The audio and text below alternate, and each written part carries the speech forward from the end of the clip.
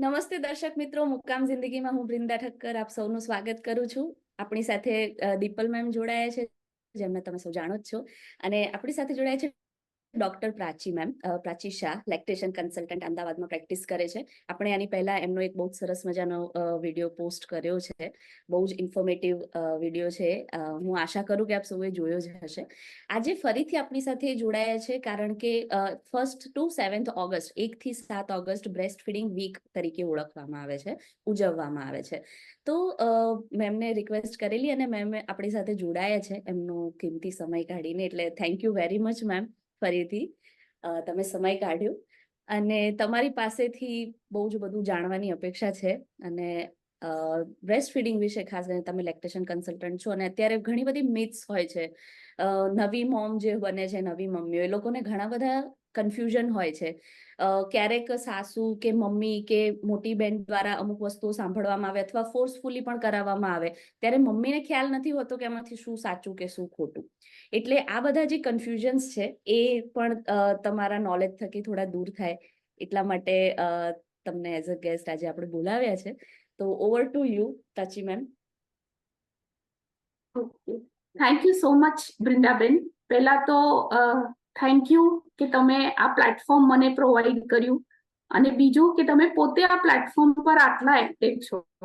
જેમ તમે કીધું કે એટલા બધા મિથ્સ, એટલી બધી ગેરમાન્યતાઓ કે એટલી બધી મિસઇન્ફોર્મેશન.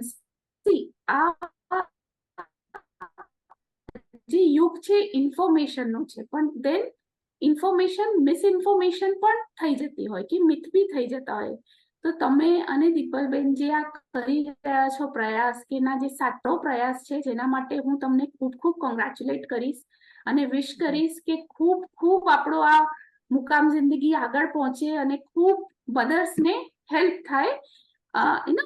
નોટ જસ્ટ સાયન્ટિફિક વસ્તુ, જેમ આપણે લાસ્ટ ટાઈમ બી વાત કરી હતી કે આપણે સાયન્ટિફિક આસ્પેક્ટને ટચ કરતા કરતા થોડુંક પર્સનલ લાઈફના પર થોડાક જે ઇશ્યુઝ હોય, જે મને એમ લાગે કે આપણે રૂટીન ક્યાંય ડિસ્કસ નથી કરતા, એમ બધાને હોય જ છે, પણ આપણને એમ લાગે કે યાર આના વિશે શું વાત કરવાની, આ તો છે જ ને હવે. બટ વેન યુ ટોક, કોઈની સાથે તમે વાત કરો તો તમને એક શાયદ નવો પર્સપેક્ટિવ મળે. તો આ શું કહેવાય, આ બેકગ્રાઉન્ડ સાથે આપણે આજની ટોક આગળ વધારીએ. એક બ્રેસ્ટ ફીડિંગ વીક છે 1st to 7th ઓગસ્ટ.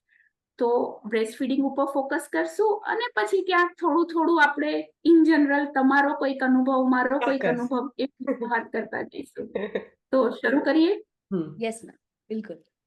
જી. પહેલા તો જ્યારે પ્રેગ્નન્સી હોય, સ્વાભાવિક છે, દરેક ગાયનેકોલોજીસ્ટ પાસે જતા જ હોય. તો શરૂઆત બાળક જન્મે પછી કેવી રીતે કરવી, અને શરૂઆત કેવું દૂધ આવે, અને દૂધનો જે પ્રોસેસ હોય કે ક્યાંથી શરૂઆત થાય, એનું ટેક્સચર, એનો કલર બધું જ બદલાતું હોય, અને પછી તમે નોર્મલ ફીડિંગ ક્યારે એસ્ટાબ્લિશ કરો, શરૂઆતની ચેલેન્જ કે બાળક લેચિંગમાં ઇશ્યુઝ આવે, એવી શરૂઆતની કઈ ચેલેન્જીસ હોય જેમાં માતા જો પહેલેથી પ્રિપેર્ડ હોય મેન્ટલી, તો એને મદદરૂપ થઈ શકે. તો ખૂબ જ કેવું કહેવાય કે તમે આખું બ્રેસ્ટ ફીડિંગ પૂછી લીધું 4 પ્રશ્નોમાં. જે તમે બહુ સરસ વાત કરી કે શરૂઆત ક્યાંથી કરવી. તો આઈ ઓલવેઝ સે કે શરૂઆત જે છે, આપણે હવે બધા જ બહુ અવેર થઈ ગયા છે. બધા પ્રેગ્નન્ટ મધર્સ તમારે પ્રીનેટલ યોગા કરે, પ્રીનેટલ ન્યુટ્રિશન કરે, આપણે ગર્ભ સંસ્કાર બી કરીએ. તો આની સાથે સાથે ખૂબ જ જરૂરી છે કે તમે એક એન્ટીનેટલ લેક્ટેશનનો ક્લાસ અટેન્ડ કરો. એન્ટીનેટલી શું કામ માટે ફોકસ કરું છું? કારણ કે ત્યારે છે ને તમારી પાસે સમય છે, બરાબર? જે પણ તમને ઇન્ફોર્મેશન મળે છે એ ઇન્ફોર્મેશનને તમે પ્રોસેસ કરો. એ ઇન્ફોર્મેશનના કોઈ ડાઉટ હોય તો તમે પૂછી શકો.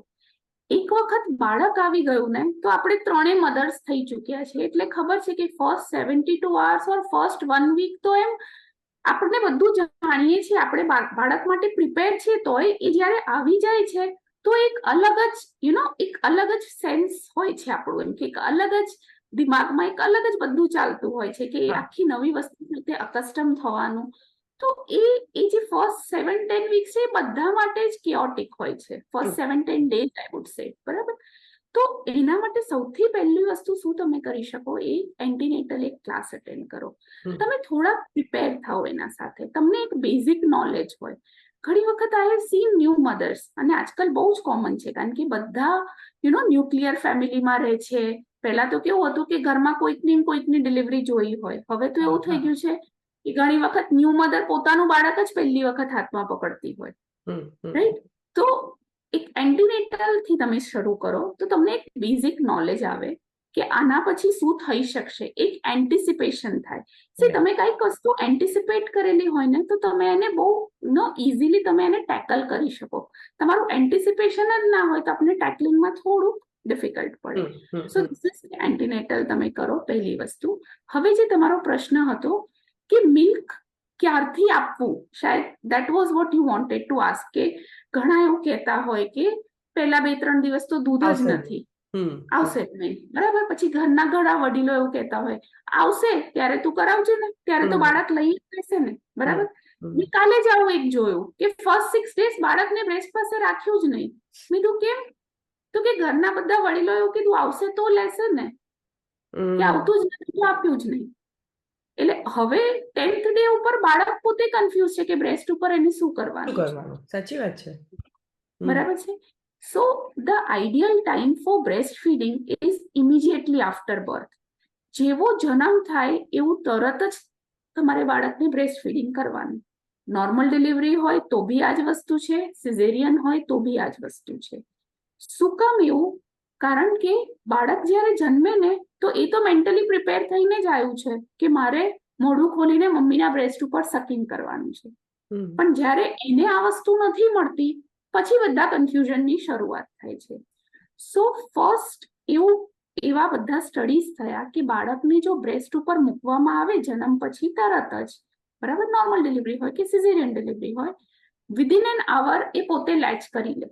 અને આ જે લેચ હોય ને આ એકદમ પરફેક્ટ હોય, આમાં તમારે કશું જોવું જ ના પડે. So this is one thing કે એઝ અર્લી એઝ પોસિબલ બાળકને બ્રેસ્ટ ફીડિંગ ઉપર રાખવાનું. બ્રેસ્ટ ફીડિંગ માટે એટલે એટલીસ્ટ તમે બ્રેસ્ટ પાસે રાખો. બાળક લેચ કરે છે કે નહીં એ પછીની વસ્તુ છે. So that is one. બીજો તમારો પ્રશ્ન હતો કે મિલ્ક કેવું હોય, મતલબ શરૂઆતમાં ટ્રાન્ઝિશન કેવી રીતના થાય. સો જે કોમન મિથ છે કે પહેલા 2-3 દિવસ મિલ્ક આવતું જ નથી, એ સાવ ખોટું છે. બીકોઝ બ્રેસ્ટમાં મિલ્ક બનવાની શરૂઆત તમે 2 months પ્રેગ્નન્ટ થાવ ને ત્યારથી ચાલુ થઈ જાય. એટલે નેચર, જે આપણે મધર નેચર કહીએ કે ભગવાન કહીએ કે જે બી તમે સુપ્રીમ પાવરને નામ આપો, એનું એટલું સરસ સેટિંગ છે ને કે પ્લાનિંગ છે આપણા કરતા બી 2 કદમ આગળ, કે તમે પ્રેગ્નન્ટ થાવ ત્યારથી જ બ્રેસ્ટમાં મિલ્ક બનવાનું શરૂ થઈ જાય. પણ એ મિલ્ક થોડું હોય ઇનિશિયલ ડેઝ માટે, બરાબર? એકદમથી બહુ બધું દૂધ ના આવે. હવે એવું શું કામ? તો 2 કારણથી. બાળક જ્યારે જન્મે તો પેટ એક તો નાનું હોય, જરૂરિયાત જ ઓછી હોય. બીજું, બાળક પ્રેક્ટિકલી સકિંગ, સ્વોલોઈંગ અને બ્રીધિંગ, એટલે દૂધ પીવું, દૂધને ગળવું અને સાથે સાથે શ્વાસનો તાલમેલ બનાવો, એ શીખી રહ્યું છે. તો જો શરૂઆતના દિવસોમાં એકદમ જોરદાર મિલ્ક આવશે તો બાળક કન્ફ્યુઝ થઈ જશે ને. આપણે કેમ ડ્રાઇવિંગ શીખીએ તો શરૂઆતમાં ધીમે ધીમે સેકન્ડ ગિયર પર જ હોય, પછી તમારે 4th ગિયર પર ગાડી દોડે, આવડી. એટલે this is something like that કે શરૂઆતમાં મિલ્ક હોય જ છે. બાળક સક કરે એટલે બાળકને દૂધ મળવાનું જ છે. સો આ શરૂઆતનું દૂધ એકદમ થીક હોય, ચીકણું ચીકણું પીડા જેવું દૂધ હોય, that is called cholesterol. First 3 days જેવું આ મિલ્ક આવે. 3 થી 5 days વચ્ચે તમારું મિલ્ક ટ્રાન્ઝિશનમાં જાય, કે થોડુંક એની ક્વોન્ટિટી વધે, થોડુંક પતલું થાય, અને 7 days ઓનવર્ડ તમારું મેચ્યોર મિલ્ક આવે. મેચ્યોર મિલ્કમાં બી એવું કે શરૂઆતનું દૂધ થોડુંક પતલું હોય અને પાછળનું દૂધ થોડુંક ઘાટું હોય. હવે એક વસ્તુ હું બહુ જ ક્લિયર કરીશ કે કેવું મિલ્ક દેખાય છે, એના કલર અને કન્સિસ્ટન્સીથી ઘણા બધા મધર્સ બહુ જ કન્ફ્યુઝ થતા હોય કે આવું આપવું પાણી જેવું છે, આ આપવું કે ના આપવું. બ્રેસ્ટમાંથી જે પણ મિલ્ક નીકળે છે એ બાળક માટે સર્વોત્તમ જ છે. એટલે એ તો તમારે એને આપવાનું છે, બરાબર? તમે શરૂઆતનું દૂધ આપો, પાછળનું દૂધ આપો, બધા જ દૂધ ઇક્વલી ઇમ્પોર્ટન્ટ છે બાળક માટે. એવું નથી કે પાછળનું ઘાટું છે તો એ જ ઇમ્પોર્ટન્ટ છે. સો આટલા આખાનો ક્રક્સ જો કહું તો 2 જ વસ્તુ છે કે એઝ અર્લી એઝ પોસિબલ તમે બ્રેસ્ટ ફીડ કરાવો, ડિમાન્ડ ફીડિંગ કરાવો, જેટલું બાળકને જોઈએ છે એટલું. કોઈ સ્કેડ્યુલિંગ ના કરો ફીડ્સની કે 2 કલાકે જ આપીશ. અરે ભાઈ, એના પેટમાં થોડી ને ઘડિયાળ છે, એને ક્યાં ખબર પડે છે કે 2 કલાક જ થયા છે ને પછી જ મારે માંગવાનું છે. એ પોતાની ઇન્સ્ટિંક્ટ થી કામ કરે છે. એને ભૂખ લાગી છે, એ માંગે છે, તમારે એને આપવાનું છે. બરાબર. સો આઈ થિંક બ્રેસ્ટ મિલ્ક ને લઈને ક્લિયર થોડાક થયા આપણા કે યસ મેમ, મને આના ઉપર એક છે, આ મારો પોતાનો અનુભવ છે. મારી સી સેક્શન ડિલિવરી હતી તો, અને મેં બીજે પણ બહુ જ જેટલા પણ સી સેક્શન ડિલિવરીઝ હમણાં પણ થયા, બધી જ હોસ્પિટલમાં મોસ્ટલી આ પ્રેક્ટિસ હોય છે કે એ લોકો એવું કહે છે કે પહેલા 2 દિવસ તમારી અંદર બહુ જ બધી દવાઓ હોય ને બોટલ ચડતી હોય ને આ તે, એટલે તમારું દૂધ બાળકને ના આપી શકાય, મતલબ એને પ્રોબ્લેમ થાય, એટલે 2 દિવસ એ લોકો કમ્પલસરી ફોર્મ્યુલા જ અપાવડાવે છે. અને જન્મે ત્યારથી તે ઘરે રજા આપે ને ત્યાં સુધી એમ કે તમે ઘરે જાઓ ત્યારથી અથવા બીજા દિવસથી એટલીસ્ટ પછી તમે બ્રેસ્ટ ફીડિંગ કરાવો. તો આ વસ્તુ મિથ છે કે આમાં કેટલું સત્ય છે? મતલબ જો હવે તમે તમારો અનુભવ શેર કર્યો અને હું મારો અનુભવ શેર કરું. મારા બાળક હવે 10 યર્સનું થશે, right? So born by C section delivery, planned CS હતું કે CS જ કરવાનું છે, right? So I was determined, એટલે એને ઓપરેશન ટેબલ પર જ બ્રેસ્ટ પાસે મૂકવામાં આવ્યો અને ડે 1 થી he is on breast feeding only. કે મારા જે ગાયનેક હતા અને જે એસોસિએટેડ પીડિયાટ્રિશિયન ત્યાં આવ્યા હતા, હું પોતે પીડિયાટ્રિશિયન પણ તે વખતે જે કોલમાં હતા, એ બધા જેટલા સપોર્ટિવ હતા, રાઈટ? સો એ ડે 1 થી he is on exclusive breast milk only, breast feeding only, breast feeding plus breast milk only day 1 થી. હવે આ જે વસ્તુ છે, રાઈટ, કે મધર સ્ટ્રેસમાં હોય, ઘણી જગ્યાએ મેં એવું સાંભળ્યું છે કે ભાઈ CS થયો છે, સ્ટ્રેસમાં છે, તો એને આરામ કરવા દો. તો હકીકતમાં જ્યારે બ્રેસ્ટ ફીડિંગ થાય ને અને જે હોર્મોન્સ રિલીઝ થાય ને, તો એ નેચરલ તમારું સ્ટ્રેસ બસ્ટિંગ મિકેનિઝમ છે કે એના લીધે જેટલો તમારો નેચરલી સ્ટ્રેસ કંટ્રોલમાં આવશે એવું કશાથી જ નહીં આવે. સ્ટડીઝ એવું પ્રૂવ કર્યું છે કે માતા અને બાળક ક્લોઝ કોન્ટેક્ટમાં રહે અને સકિંગ એસ્ટાબ્લિશ થાય, લેચિંગ એસ્ટાબ્લિશ થાય, તો બંનેના શરીરમાં સ્ટ્રેસ હોર્મોન્સ ઓછા થાય, બંનેનો હાર્ટ રેટ, એમનું બ્લડ પ્રેશર નોર્મલ થાય. બરાબર છે? સો આવું ક્યાંય પણ નથી. ઇવન તમે WHO, યુનિસેફ, IAP, જે બધી બોડીઝ છે, કોઈના પણ ગાઈડલાઇન્સ લઈ લો, કોઈ આવું નથી કહેતું કે તમે CS પછી 2 દિવસ કે 3 દિવસ પછી બ્રેસ્ટ ફીડ કરાવો. CS પછી પણ as early as possible. Operation થિયેટરમાં પોસિબલ હોય તો ત્યારે જ બાળકને બ્રેસ્ટ પાસે મૂકી દો, ત્યાં નથી પોસિબલ તો રિકવરી રૂમમાં, પણ એઝ અર્લી એઝ પોસિબલ બાળકને ફીડિંગ કરાવો. બરાબર. હવે જ્યાં સુધી એન્ટીબાયોટિક્સની વાત આવે છે, તમને CS પછી મોસ્ટલી શું અપાતું હોય? તો ફ્લુઇડ અપાતું હોય. તમે મોઢેથી કશું લીધું ન હોય એટલે IV ફ્લુઇડ આપતા હોય અને શાયદ તમને એન્ટીબાયોટિક્સ અપાતી હોય. બરાબર. તો ઘણા બધા મધર્સ એવા હોય કે જેમને ડ્યુરિંગ પ્રેગ્નન્સી પણ કાંઈક કોમ્પ્લિકેશન થયા હોય, તો એ લોકોને એ ટાઈમે પણ એન્ટીબાયોટિક્સ અપાતા હોય છે, એ ટાઈમે બી ક્યારેક દાખલ કરેલા હોય છે. તો બાળક ત્યારે તો એક્ઝેક્ટલી મધર સાથે જોડાયેલું હોય છે અમ્બલિકલ કોર્ડ થ્રુ. બરાબર. તો જે વસ્તુ પ્રેગ્નન્સીમાં સેફ છે એ બહાર આવ્યા પછી કેવી રીતે અનસેફ થઈ? બરાબર. એક લોજિકલ રીઝનિંગ કે જે વસ્તુ અંદર સેફ હતી એ બહાર આવ્યા પછી ક્યારે કેમ અનસેફ થઈ જાય? કે જ્યારે તો હવે બાળક મમ્મીથી એક્ઝેક્ટ જોડાયેલો નથી. પેલામાં તો direct blood to blood connection હતું, હવે તો બહાર નીકળ્યા પછી એવું બ્લડ ટુ બ્લડ કનેક્શન નથી. એટલે even after caesarean delivery also as early as possible તમે બાળકને બ્રેસ્ટ ઉપર મૂકો. C again I would clarify this on કે આ આપણે કોઈ ટાર્ગેટ નથી અચીવ કરી લેવાનું. આપણે પેલું કેવું એમ કહીએ કે બસ આ 1 કલાકમાં તો લેચ કર્યું, ઓકે, ના કર્યું કઈ વાંધો નહીં, પણ એ જે તમે સ્કિન પર મૂક્યું, બાળકને બ્રેસ્ટ પાસે મૂક્યું, એ પણ એટલું ઇમ્પોર્ટન્ટ હતું કે બાળક શીખ્યું કે મારે શું કરવાનું છે. બરાબર. તો skin to skin is important. Latching જ્યારે થાય ત્યારે, પણ skin to skin is most important. હું મારો એક અનુભવ શેર કરું. મારી બેંગ્લોરમાં ડિલિવરી થયેલી અને નોર્મલ ડિલિવરી હતી અને પછી મારા બાળક જન્મ્યો ત્યારે એને શ્વાસમાં તકલીફ હતી, એટલે પીડિયાટ્રિશિયન તરત એને મોનિટરિંગમાં લઈ ગયેલા અને મને યુરિન પાસ નહોતું થતું, એટલે ડૉક્ટર મને એવું કહેતા જ્યાં સુધી પાસ ના થાય ત્યાં સુધી અમે તને નોર્મલ વોર્ડમાં શિફ્ટ ના કરી શકીએ. અને મારું કોન્સ્ટન્ટ મગજમાં હતું કે પણ એનું ફીડિંગનું શું એમ. એટલે મને ડૉક્ટરે એવું જ કીધું હતું કે અમને ખબર છે વી અન્ડરસ્ટેન્ડ ધીસ, એટલે મેં તારું બાળક તારી પાસે લાવીશું, તું ફીડ નહીં કરાવે પણ તું એને તારી ઉપર મૂકી રાખજે. એટલે એ ડૉક્ટરોએ મને એવું આવ્યો તો થોડાક સમય માટે, પછી 2 કલાક પછી મને યુરિન પાસ થયું અને અમે રૂમમાં ગયા અને પછી એણે લેચ કરેલું. પણ મને એવું છે કે કદાચ મોટાભાગે મધરનું જો ડિટર્મિનેશન હોય તો તમને ડૉક્ટર્સ હંમેશા સપોર્ટ કરે. એટલે બિલકુલ. ડેફિનેટલી. એટલે આમાં કેવું છે, એન્ટીનેટલ ક્લાસનો અહીંયા જ ઇમ્પોર્ટન્સ આવે કે તમે એ વસ્તુ સમજો તો તમે પોતે તમારા માટે એક પ્લાન બનાવો, બર્થ પ્લાન જેવું હા, કહું, હા, બરાબર, હા, કે હા, તમે હા. પોતે એક બનાવો, બરાબર. સો આઈ ઓલવેઝ સે, જે મધર્સ મારી પાસે આવતા હોય, કે તમે 3 પ્લાન તમારા દિમાગમાં આપણે ડિસ્કસ કરીશું. આપણે નોર્મલ ડિલિવરી જ કરાવવાની છે તો નોર્મલ ડિલિવરી વાળો, બરાબર. સપોઝ ઇફ થિંગ્સ ગો હેવાયર, કશું Yeah. આડું અવળું થાય છે તો CS થાય છે તો એના પછી શું, સેકન્ડ પ્લાન.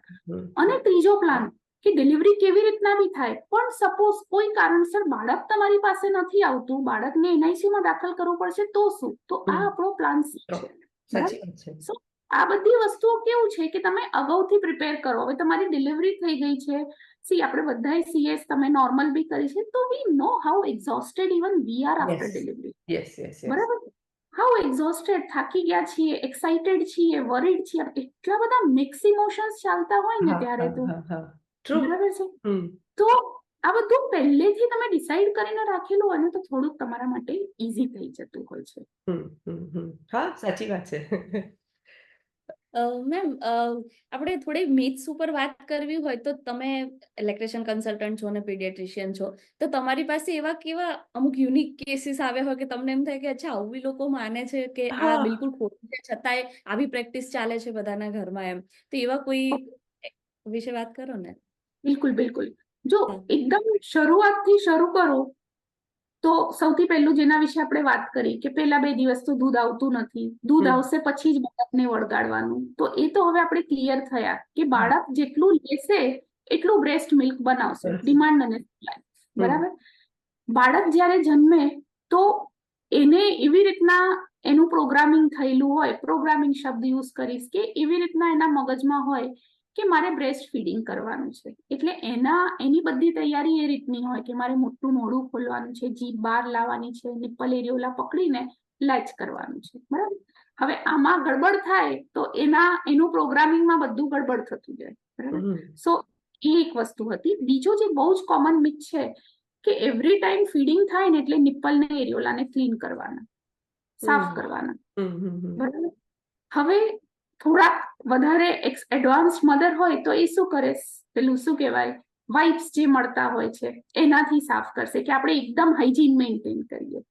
હવે એકચ્યુઅલમાં એવું શું કામ નહીં કરવાનું કે જેમ આપણે વાત થઈ કે બાળક પ્રોગ્રામ થઈને આવ્યો છે કે મારે બ્રેસ્ટ ફીડિંગ કરવાનું છે, તો એને રસ્તો તો ખબર હોવી જોઈએ ને કે બ્રેસ્ટ ક્યાં અટેચ થવાનું છે. તો એ કામ શું કરે, તમારા બ્રેસ્ટની આજુબાજુ જેમ આપણને પરસેવો થાય ને એમ નોર્મલ સિક્રીશન થાય, અને એ સિક્રીશન જે છે એ બાળકને ગાઈડ કરે કે તમારે અહીંયા અટેચ થવાનું છે. હવે તમે જ્યારે લૂસ કરો તો શું થાય, સિક્રીશન જતું રહ્યું, બાળક કન્ફ્યુઝ. બીજું, તમે એક્સેસ વાઇપિંગ કરો, સપોઝ વાઇપ્સ યુઝ કરો છો કે પાણીથી સાફ કરો છો તો ત્યાં ડ્રાયનેસ થઈ જાય, અને જો ડ્રાયનેસ વધુ થાય તો તમારે ક્રેક નિપલ્સના ઇશ્યુ થાય. So this is again a myth કે એને ક્લીન કરવાની જરૂર પડે, એને ક્લીન નહીં કરવાનું. એ નેચરલ સિક્રેશન મોઇશ્ચરાઇઝ બી કરે, બાળકને ગાઈડ બી કરે અને એન્ટીબેક્ટેરિયલ બી હોય, એટલે આટલા બધા એના ફંક્શન છે. So this is one myth which I commonly C.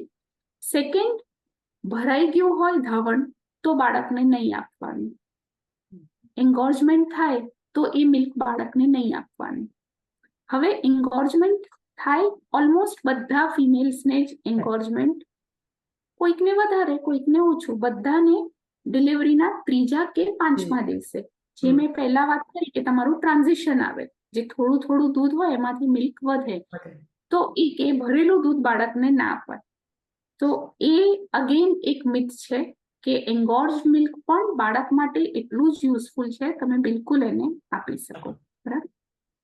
આજ એમાં થોડાક આગળ જઈએ તો સપોઝ મધરને કંઈક શરદી ખાંસી તાવ કંઈક પણ સામાન્ય ઇલનેસ થઈ છે તો અગેન ફીડિંગ બંધ કરી દીધું, બરાબર. So that is one thing again કે આવું કંઈ પણ નોર્મલ થાય તો તમે બિલકુલ બાળકને બ્રેસ્ટ ફીડિંગ કરાવી શકો. ઇવન આટલું મોટું કોરોના ગયું તો એના પછી પણ સ્ટડીઝ થયા કે વિથ કોરોના ઇન્ફેક્શન ઓલ્સો તમે બાળકને બ્રેસ્ટ ફીડિંગ તો કરાવી શકો. બ્રેસ્ટ ફીડિંગ બંધ કરવાની કોઈ જરૂર નથી. સો again this is one thing કે એ બહુ જ કોમન હોય છે. જરાક કંઈક થયું એટલે બ્રેસ્ટ ફીડિંગ ફટ કરતું બંધ થઈ જાય, એવું નહીં કરવાનું. હા, તમે નોર્મલ હાઇજીન યુઝ કરો. બહુ ખાંસી આવતી હોય તો મોઢા પર માસ્ક બાંધો. બાળકને લેતા પહેલા હાથ ધોઈને બાળકને લો. અને તમે બીમાર છો ત્યાં સુધી ફક્ત બ્રેસ્ટ ફીડિંગ મતલબ બ્રેસ્ટ ફીડિંગ પૂરતું જ બાળકને લો. બાકીના ટાઈમ પર બીજા કોઈ એને ધ્યાન રાખે, પણ બ્રેસ્ટ ફીડિંગ કન્ટિન્યુ રાખવાનું. સેમ મધરને કોઈ દવાઓ ચાલે છે, સપોઝ આના માટે જ એન્ટીબાયોટિક્સ ચાલુ કરી તો અગેન બ્રેસ્ટ ફીડિંગ બંધ કરી. તો જેમ મેં પહેલા બી વાત કરી કે સપોઝ તમે પ્રેગ્નન્ટ હતા ને એ ટાઈમમાં પણ એન્ટીબાયોટિક લેતા હતા તો એ જો બ્રેસ્ટ ફીડિંગ સાથે કમ્પેટેબલ છે તો હવે તો બિલકુલ કમ્પેટેબલ છે. દેર આર ઓનલી 4 મેડિસિન્સ જે કહીએ. એક તો કેન્સરની દવાઓ, બીજી તમે રેડિયો એક્ટિવ મેડિસિન્સ લો. એક લિથિયમ માટે જોવું પડે, સાવ કોન્ટ્રા ઇન્ડિકેટેડ નથી. આના સિવાય ઓલમોસ્ટ બધી મેડિસિન્સ જે રૂટીન આપણે તાવ, શરદી, ખાંસી માટે, દુખાવા માટે લઈએ, અમુક એન્ટીબાયોટિક્સ લઈએ, આ બધું જ બ્રેસ્ટ ફીડિંગ સાથે કમ્પેટેબલ છે. સોરી મેમ, હા બોલો. હા, મારે અત્યારે જ એ વસ્તુ ચાલે છે કે મને અહીંયા રિસ્ટમાં પ્રોબ્લેમ થયો છે અને મને ઓર્થોપેડિકે સ્ટીરોઇડ્સની મેડિસિન્સ આપી છે. તો હી સજેસ્ટેડ કે તમે થોડુંક ઓછું બ્રેસ્ટ મિલ્ક આપો તો સારું. બરાબર, સાવ બંધ કરવાનું નથી કીધું, પણ એમણે એવું કીધું કે થોડું ઓછું કરો તો સારું. એમ મારે 15 દિવસ લેવાની હતી સ્ટીરોઇડ્સ. સો સ્ટીરોઇડની દવાથી બ્રેસ્ટ મિલ્કમાં અસર થઈ શકે? ના, ના થાય ને? ના, ના. ઓકે. ઘણા તમને ખ્યાલ હશે તો ઘણા બધા મધર્સ હોય કે જેમને એન્ટિસિપેટેડ હોય કે પ્રીટર્મ ડિલિવરી થઈ જશે, તો એ બચ્ચાના લંગ્સને મેચ્યોર કરવા માટે મધર્સને સ્ટીરોઇડના ઇન્જેક્શન આપવામાં આવે છે જ્યારે એ પ્રેગ્નન્ટ હોય છે. બરાબર, ઓકે. સપોઝ બેબી ઘણા એનઆઈસીયુમાં જતા હોય, બરાબર, તો અમુક દવાઓ એવી હોય કે બાળકને ડાયરેક્ટ એના આઈવીમાં પણ આપવામાં આવતી હોય છે. એને સોય મૂકીને ડાયરેક્ટ એના શરીરમાં આપવામાં આવતી છે. એમાં એન્ટીબાયોટિક્સ બી આવી ગઈ, અમુક પેઇન કિલર્સ બી આવી ગયા, બીજી જુદી જુદી કન્ડિશન્સ માટે. તો કોઈ વસ્તુ જે ડાયરેક્ટ બાળકના બોડીમાં સેફ છે એ તમારા મિલ્ક થકી તો એને કેટલી મળવાની છે. આજે તમે કોઈ બી વસ્તુ લો તો એનું સિરીઝ ઓફ ડાયલ્યુશન થાય. તમારા બોડીમાં એ ડાયલ્યુટ મતલબ તમારે ડાયજેસ્ટ થાય, એમાંથી એક પાર્ટ તમારા લોહીમાં જાય, એમાંથી એક પાર્ટ બ્રેસ્ટ મિલ્કમાં જાય, અને એમાંથી આખો ટાઈમ તો બાળક નથી લેવાનું. એ જે તે સમય જે લે છે એટલા સમયમાં એને કેટલું મળ્યું અને એના બોડીએ કેટલું ડાયજેસ્ટ કર્યું, એટલે બહુ ફ્રીક્વન્ટ ઓફ ડાયલ્યુશન થતું હોય છે. બીજું એક મિથ પણ છે કે બધા એવું માનતા હોય કે તું આ ખાઈ લે એટલે દૂધ વધી જશે. હું બીજું બી કહી દઉં કે આ ખાઈશ તો તને ગેસ થશે એટલે એને પણ ગેસ થશે. હા હા, અને શરૂઆતમાં તારે પહેલો મહિનો તો આટલું તો નહીં જ ખાવાનું, કારણ કે એનાથી તારા છોકરામાં ગેસ પાસ થાય એમ. આ બે વસ્તુ પ્લીઝ ક્લિયર કરજો. એમાં જો તમે ખાવાની વાત કરી તો એક હું કહીશ કે હમણાં જ એક મધર સાથે વાત થતી હતી, મન કે રોજનું 1.5 લીટર દૂધ પી જઉં છું કે દૂધ બને એટલે, બરાબર. તો આઈ વોઝ લાઈક બહુ જ સિમ્પલ, એમ પેલું કેવું કે એવા બોન્ડ થઈ જાય મારે કે હું હસતા હસતા બી વાત કરતી હોઉં. મેં કીધું જો એક વાત તમને કહું, ગાય દૂધ પીવે છે? તો કે ના. તોય કેટલું દૂધ બનાવે છે, બરાબર.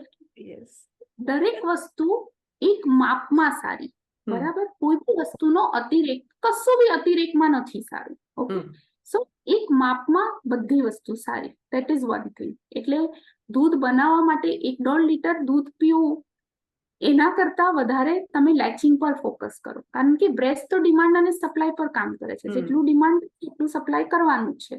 તમે પ્રોપર લેચિંગ સાથે બાળકને ફીડ કરાવશો તો દૂધ બનવાનું છે, બરાબર છે. તો this is one thing. Second thing, જ્યારે ડાયટની વસ્તુ આવે છે, સો આઈ ઓલવેઝ અગેન સે એ જ વસ્તુ કે જે તમે પ્રેગ્નન્સીમાં લેતા હતા એ બધી જ વસ્તુ તમે લેક્ટેશનમાં લઈ શકો, બરાબર. હવે ક્યારેક એવું થાય, કારણ કે પોસ્ટ પાર્ટમ તમે નોર્મલ થઈ કે સિઝેરિયન થઈ, તમારા બોડીમાં બી ઘણા બધા ચેન્જીસ આવ્યા હોય, બરાબર. સિઝેરિયન થયું હોય તો કેવું થોડી વાર માટે આપણી આંતરડાની મુવમેન્ટ ઇફેક્ટ થઈ હોય. એટલે એવું બ્રોડ કેટેગરી કશું જ નથી કે આ તો નહીં જ લેવાનું, આ તો બંધ જ કરી દેવાનું, બટેકા નહીં ખાવાના, આ નહીં ખાવાનું. તમે તમારી રીતના ઇન મોડરેશન યુ હેવ.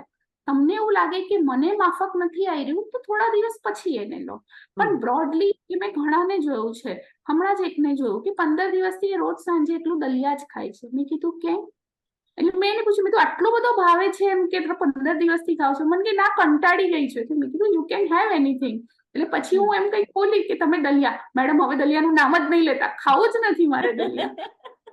એટલે you can have variety of diet.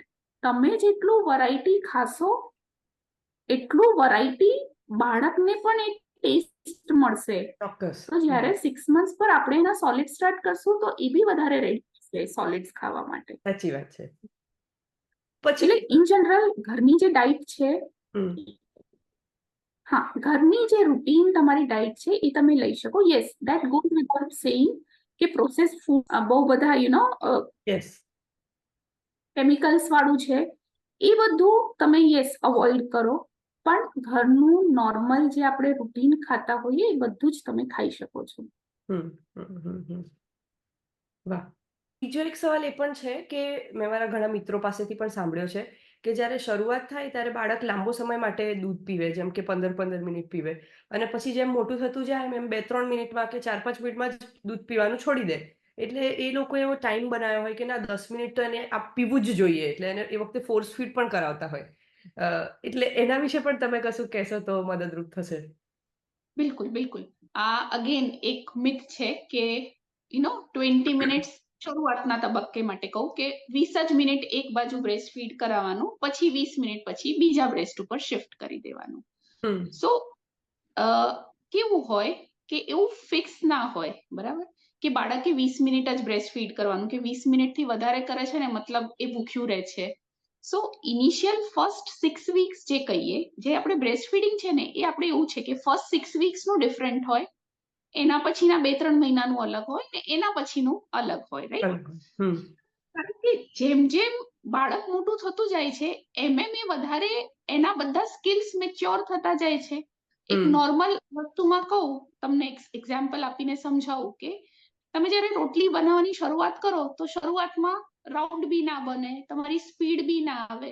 જેમ જેમ રેગ્યુલર પ્રેક્ટિસ તો એક પોઈન્ટ એવો આવે કે ફટાફટ તમારી સ્પીડ બી એવી થઈ જાય, તમારું રાઉન્ડ બી સરસ બને ને એવી રીતના. તો સેમ બ્રેસ્ટ ફીડિંગ એક સ્કિલ છે. જેટલું પ્રેક્ટિસ થશે એટલો સ્કિલ વધારે ને વધારે મેચ્યોર થશે.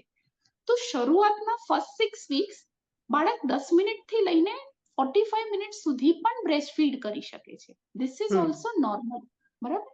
ગિવન ધેટ તમને હર્ટ નથી થતું. સી, પ્રોપર લેચ જે છે એ સૌથી ઇમ્પોર્ટન્ટ છે. બ્રેસ્ટ ફીડિંગ આખાનું જે બેઝ જે કહું ને એ લેચિંગ જ છે. લેચિંગ એટલે બાળક પોતાના મોઢામાં બ્રેસ્ટને કેવી રીતના પકડે છે, સિમ્પલ ભાષામાં. તો જો લેચ પ્રોપર છે, તમને દુખી નથી રહ્યું, બાળકના તમને ઘૂંટડા સંભળાય છે કે દેખાય છે, તો ઇટ્સ ઓકે. બાળક 10 મિનિટ્સ લે છે, 20 મિનિટ્સ લે છે, 40 મિનિટ્સ લે છે કે 50 મિનિટ્સ લે છે, બરાબર છે? બીકોઝ શરૂઆતના ફર્સ્ટ 6 વીક્સ એ પણ સમજી રહ્યું છે આખું મિકેનિક્સ, એ પણ પ્રેક્ટિસ કરી રહ્યું છે, બરાબર? 6 વીક્સમાં તમારા બ્રેસ્ટ પણ, તમારું મિલ્ક પ્રોડક્શન પણ એસ્ટાબ્લિશ થઈ રહ્યું છે. બાય 6 વીક્સ એસ્ટાબ્લિશ થઈ જાય. 3-4 મહિના આવતા સુધીમાં તો બાળકને એટલી ફાવટ આવી ગઈ હોય ને કે 4-5 minute and done, 4-5 minutes and done, બરાબર? એટલે એ ટાઈમે ઘણા બધા મધર્સને એવું થાય, મારો સપ્લાય ઓછો થઈ ગયો છે, મારા બાળકને ઇનફ નહીં પહોંચતું હોય. તમારે શું ઓબ્ઝર્વ કરવાનું છે હંમેશા? એક, એના ઘૂંટડા તમને દેખાય કે સંભળાય છે? બીજું, સૌથી ઇમ્પોર્ટન્ટ, તમારા બ્રેસ્ટ મિલ્ક ઉપર જ છે અને એને સરખું યુરિન થાય છે, યુરિન કાઉન્ટ્સ એના એડિક્વેટ. ડે 7 પછી ગમે ત્યાર સુધીમાં એટલીસ્ટ દિવસના 7 થી 8 એને ગુડ ક્વોન્ટિટી યુરિન થાય છે દિવસ દરમિયાન, એટલે 24 અવર્સમાં. અને ત્રીજું, એજ અપ્રોપ્રિએટ એનું વેટ ગેઇન થાય છે, બરાબર? અને બાળક ઇઝ અધરવાઇઝ હેપી, પ્લેફુલ બાળક, અને એના શું કહેવાય માઇલસ્ટોન્સ જે છે, જેમ જેમ એનું પ્રોગ્રેસ થવું જોઈએ બધું એ કરી રહ્યો છે. તો પછી આ ડ્યુરેશન બહુ મેટર નથી કરતું. આ ડ્યુરેશન સાથે અગેન એક બીજી વસ્તુ આવે, ફીડિંગ લીધું પણ 2 કલાક તો ઊંઘ્યું નહીં, એટલે ફીડિંગ ઓછું જ પડતું. ઓ પરફેક્ટ. હા, ને કે 2 કલાક ના ઊંઘ્યું એટલે ફીડિંગ ઓછું જ પડતું હશે. નાઉ આઈ વિલ સે કે ઊંઘ અને ભૂખ એ બહુ જ ઇન્ડિવિજ્યુઅલ વસ્તુ છે. શાયદ તમે 4 કલાક ઊંઘીને બી ફ્રેશ થઈ જતા હશો ને મને તો 8 કલાકની ઊંઘ જોઈએ જ, એના વિના તો બીજા દિવસે આપણે ઝોમ્બી બની જઈએ, બરાબર? એટલે બહુ પર્સનલ વસ્તુઓ છે આ બે વસ્તુ. તમારે જોવાનું શું છે? એન્ડ રિઝલ્ટ જોવાનું છે કે એ કલાકમાં ફીડિંગ લીધા પછી પણ એનું યુરિન બરાબર છે, એનું વેટ ગેઇન થઈ રહ્યું છે, એના માઇલસ્ટોન્સ મીટ થઈ રહ્યા છે, he is otherwise happy, playful, તો પછી ડ્યુરેશન અને ફ્રીક્વન્સી ડઝન્ટ મેટર મચ. એટલે આ એક બે મિથ બહુ જ ચાલતા હોય છે. અને એસ્પેશિયલી બીજો એક આના રિલેટેડ હવે મને યાદ આવ્યો તો એ બી એડ કરું. શરૂઆતના ટાઈમમાં જેમ આપણે વાત થઈ કે બધાને ક્યારેક તો એન્ગોજમેન્ટ થયું જ હોય, એમ કોઈકને ઓછું, પણ બધાએ એક્સપિરિયન્સ તો કર્યું જ હોય. અને ઘણા મધર્સને લીકિંગ બી થતું હોય. 2-3 મહિનાની આસપાસ થાય ને, 3-4 મહિનાની આસપાસ, એટલે બ્રેસ્ટ એકદમ સોફ્ટ જ લાગે તમને. આમ એવું એન્ગોર્જમેન્ટ હાર્ડ એવી ફિલિંગ ના આવે, અને લીકિંગ બી બંધ થઈ ગયું હોય, અને સામી બાજુ બાળકે લેવાનું પણ ઓછું કરી દીધું હોય. એટલે બિલકુલ આમ પેલું શું કહેવાય, ફિયર આવી જ જાય કે મારું મિલ્ક સપ્લાય ઓછું જ થઈ ગયું છે. સો અગેન 6 વીક્સ 8 વીક્સ પછી તમારી બોડીને પણ ખ્યાલ આવી ગયો હોય કે જ્યારે બાળક લેશે ત્યારે મિલ્ક બનાવવાનું છે, એટલે હવે આ રેન્ડમ લીકિંગ અને રેન્ડમ એન્ગોર્જમેન્ટ બંધ થઈ જાય. તો અગેન ચિંતા કર્યા વિના બ્રેસ્ટ ફીડ ઓન ડિમાન્ડ કરાવવાનું, યુરિન કાઉન્ટ્સ જોવાના અને વેટ મોનિટર કરવાનું. જો આ ત્રણેય પેરામીટર સરખા ચાલતા હોય તો ચિંતા કરવા જેવું કશું બહુ આવતું નથી. છેલ્લો તો નહીં, આની તો એન્ડલેસ વાતો છે, પણ હા, એવું પણ છે કે ડ્યુરેશન બ્રેસ્ટ ફીડિંગ શરૂઆતના 6 મહિના એક્સક્લુઝિવ બ્રેસ્ટ ફીડિંગ કરાવવું જોઈએ.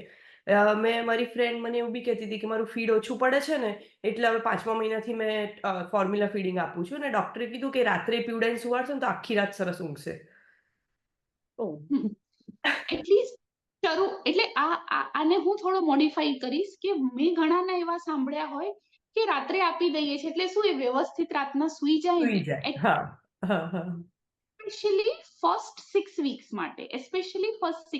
માટે.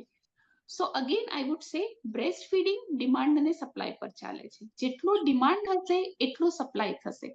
તમે જેટલું સ્કેડ્યુલિંગ કરશો, આને સ્કેડ્યુલિંગ કહેવાય કે ભાઈ હું 6 કલાક ફોર્મ્યુલા આપી દઉં, 6 કલાક માટે બ્રેસ્ટ ફીડિંગ નહીં કરું.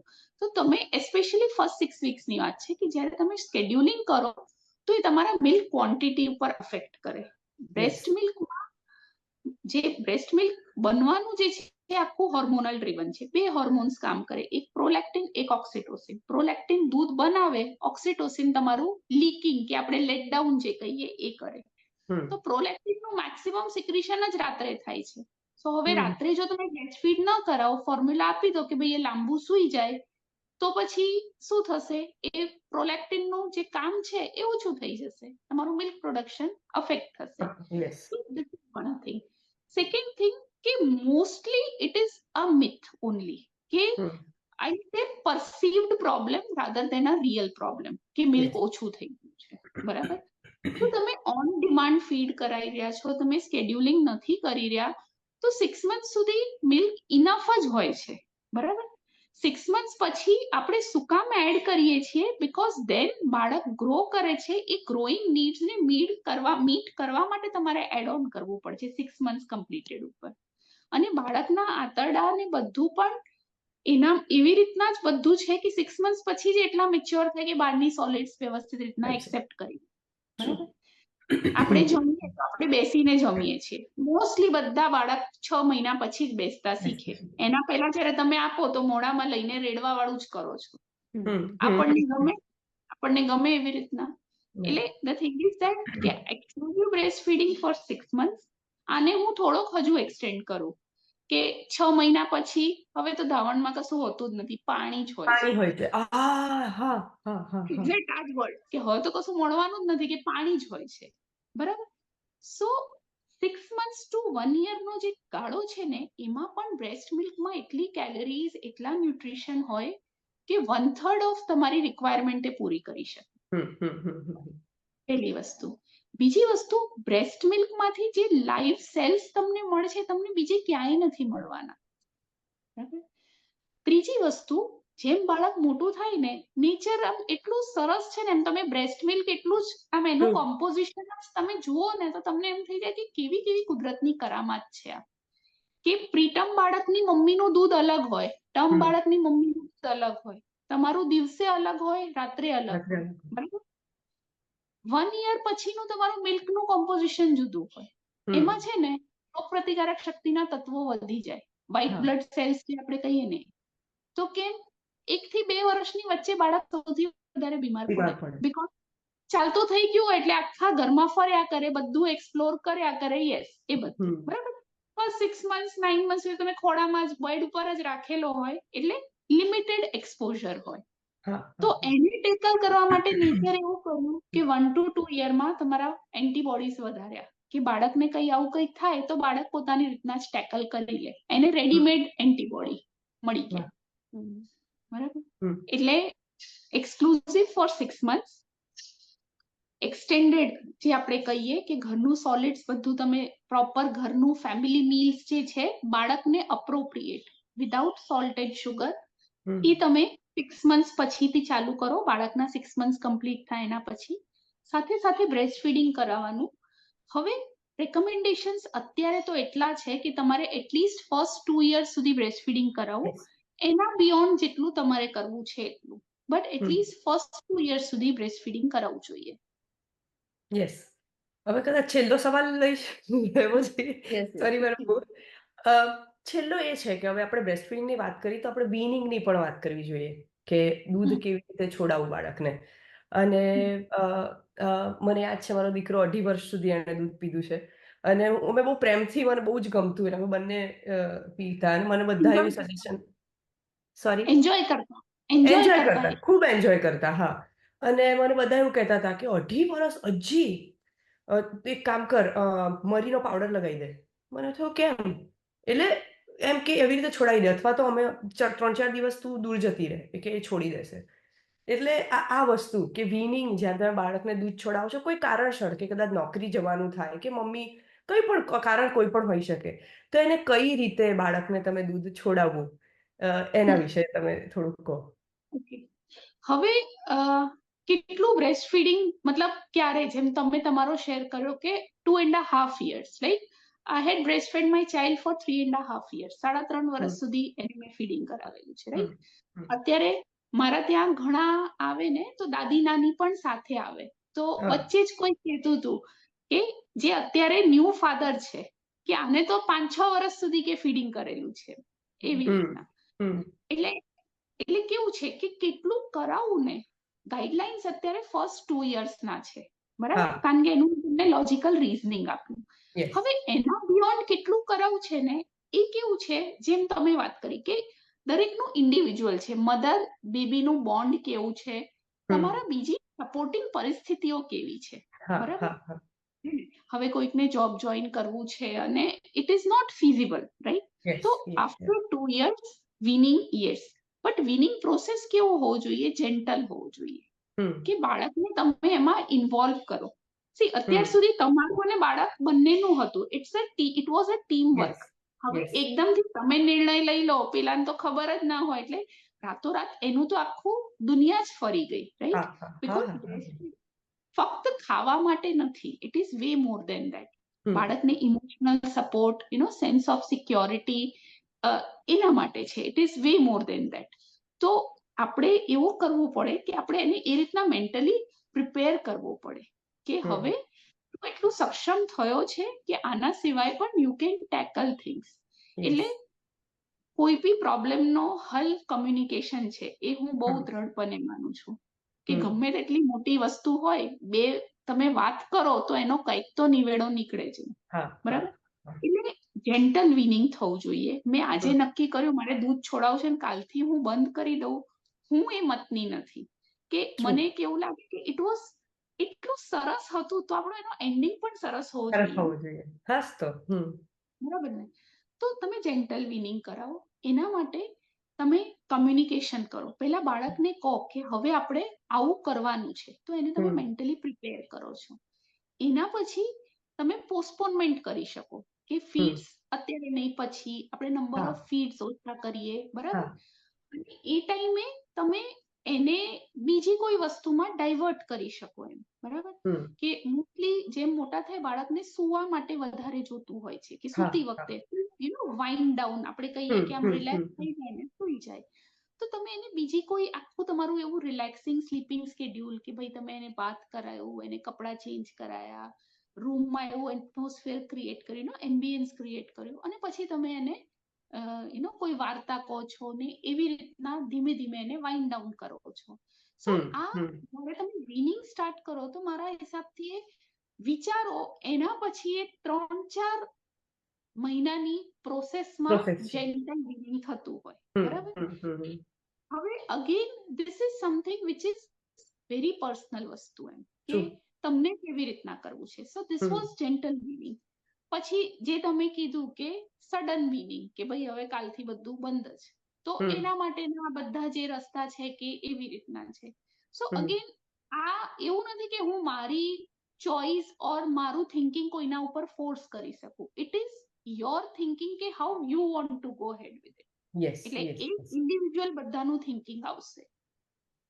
ચોક્કસ. વાહ, બહુ સરસ મેડમ. ખૂબ ખૂબ મજા આવી, અને ડેફિનેટલી મને એવું લાગે છે કે જેટલી વધારે મમ્મીઓ આ સાંભળશે બધાને બહુ જ બધું શીખવા મળશે આમાંથી.